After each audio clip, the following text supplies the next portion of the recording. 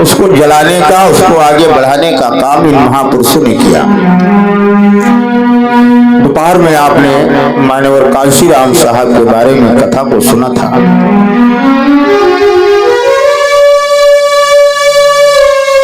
तमाम देश में संत गुरुओं ने जो जन्म लिया, इस कथा को क्यों सुना जाए? कथा सुनकर इस मानव को क्या मिलता है? हमने आपको बताया था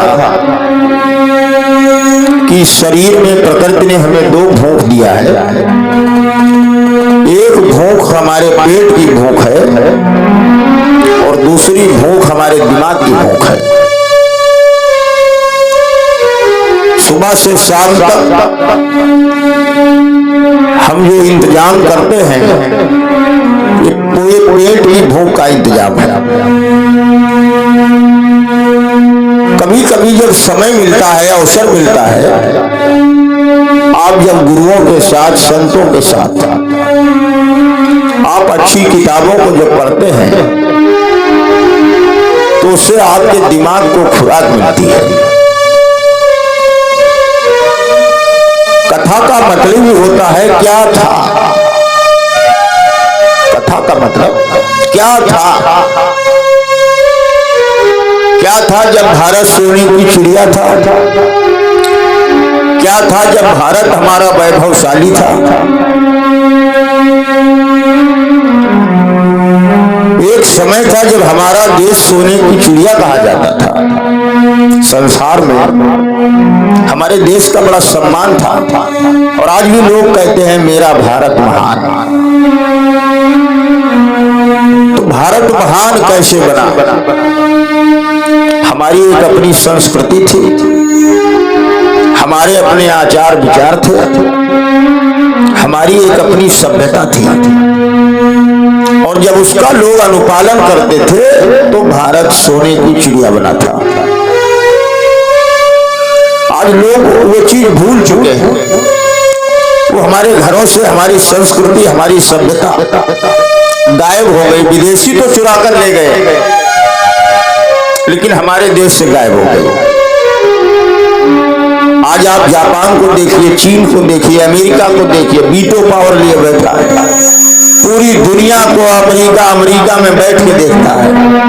अब आनंदराज ये कौन सी कथा है? यही तो कथा समझ नहीं पाए, यही तो दुर्भाग्य था।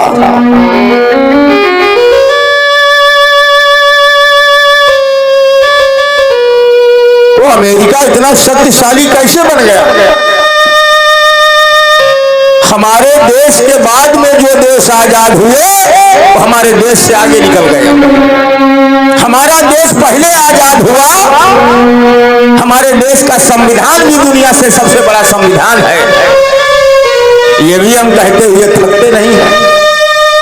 बहुत बढ़िया संविधान, बहुत अच्छा संविधान, दुनिया से बड़ा संविधान। इतना बड़ा कहीं का लिखित संविधान नहीं, इसकी तारीफ में दिन गुजर जाते हैं, मगर वो संविधान जमीन पर कितना काम कर रहा है। जहां हम रह रहे हैं, जहां तुम रह रहे हो, तुम्हारा आसपास तुम कितने बदले हो इन 77 सालों में? तो जवाब मिलेगा कि बहुत कुछ नहीं बदला है।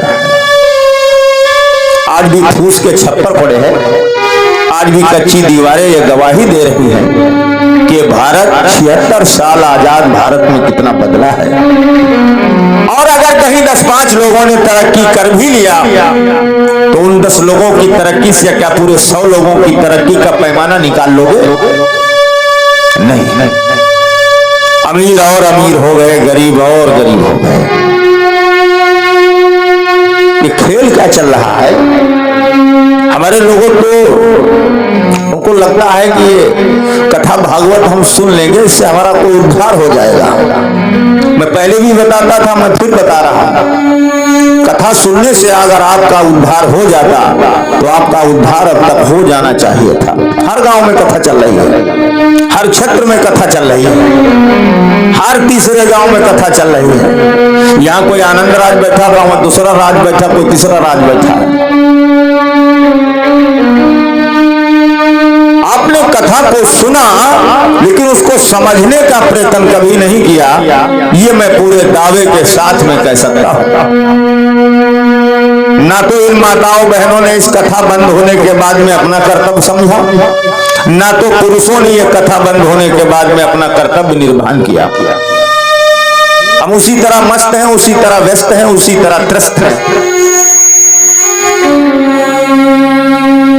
जो कम हो रही है वो हमारी आपकी जिंदगी कम हो रही है, समस्याएं कम नहीं हो रही, समस्याएं बढ़ रही हैं।